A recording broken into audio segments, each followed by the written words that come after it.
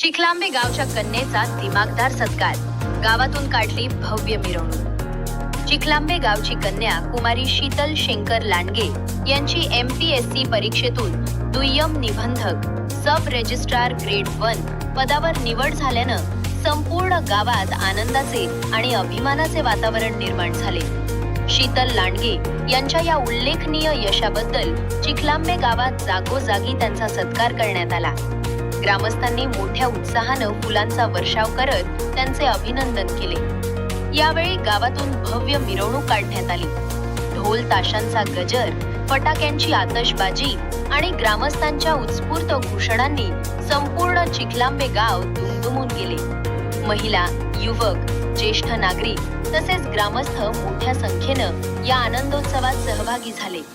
सामान्य ग्रामीण कुटुंबातून आलेल्या निर्मला यांनी आपल्या मेहनत, जिद्द आणि चिकाटीच्या जोरावर MPSC परीक्षेत यश मिळवत गावाचे नाव उज्ज्वल केले। त्यांच्या या यशामुळे गावातील विद्यार्थ्यांना, विशेषतः मुलींना, शिक्षण, मेहनत आणि जिद्द असेल तर कोणतेही ध्येय अशक्य नाही असा प्रेरणादायी संदेश मिळालाय। गावातील कन्येचे यश म्हणजे संपूर्ण गावाचा।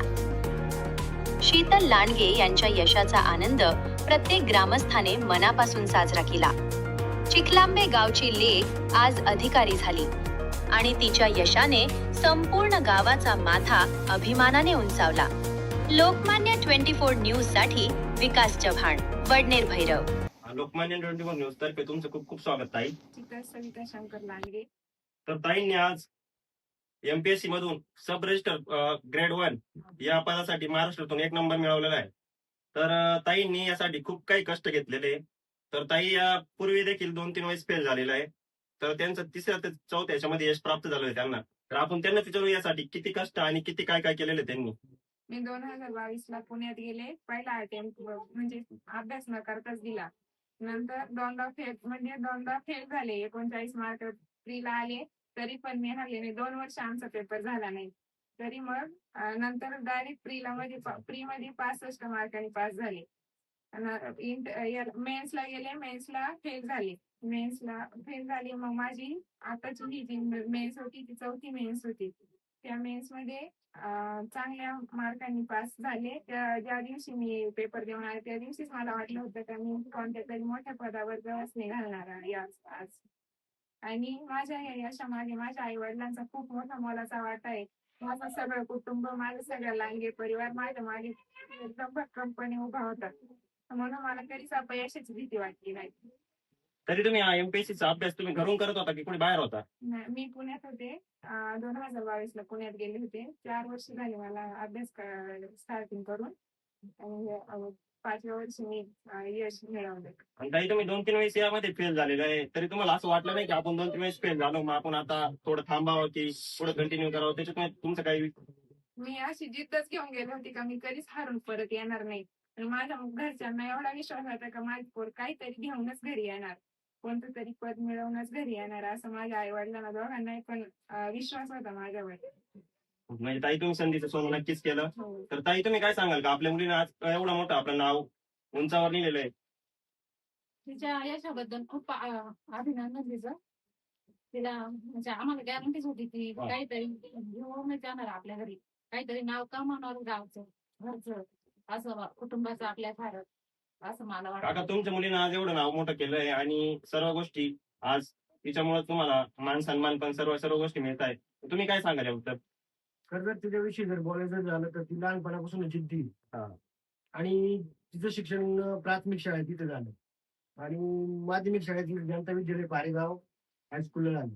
नंतर 11वी-12वी सायन्स पुणे के वाघ पिंपळगावपासून के वाघ मध्ये झालं। ग्रॅज्युएशन पूर्ण केल्यानंतर ती पुण्याला गेली, पण पुण्याला अनेक समस्यांना तिने तोंड दिलं। कधी रात्रीचा दिवस करून तिने अभ्यास केला आणि तिला इतकी जिद्द होती का मी ही परीक्षा पासच करी। तिने एकदा गेल्या वर्षी मला फोन केला की पप्पा मी वरती घेऊनच घरी येईल।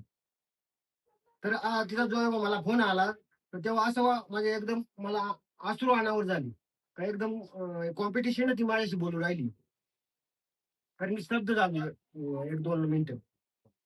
तर मला इतकं वाटलं का हिला इतकी जिद्द आहे हे. मग मी तिला कधीच विचारलं नाही का तू पेपर दिला का केव्हा तू हे होणार आहे पोस्ट काढणार आहे आणि मी तिला अजिबात विचारलं नाही.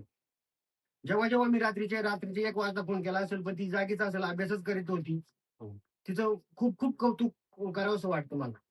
आणि जेव्हा तिची पोस्ट आली तेव्हा मला इतका आनंद झाला का माझा आनंद गागण्यात मावेना असा झाला.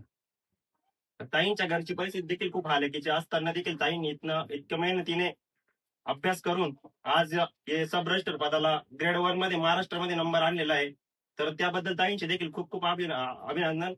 आणि त्यांनी आई वडिलांचंच नाही तर पूर्ण चिखलआंबा गावाचं देखील नाव उंचावर नेलेलं आहे. तर ताईंना पुढील वाटचालीस खूप खूप शुभेच्छा. लोकमान्य 24 न्यूज साठी मी विकास बाळासाहेब चव्हाण, चिखलआंबा, पारेगाव.